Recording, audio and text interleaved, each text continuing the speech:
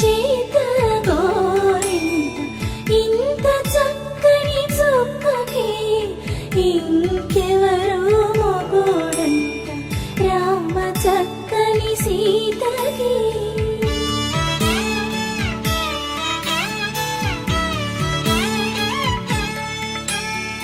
పుడతవి పునరేలు విడిచిన పుడమియల్లోడు రాముడే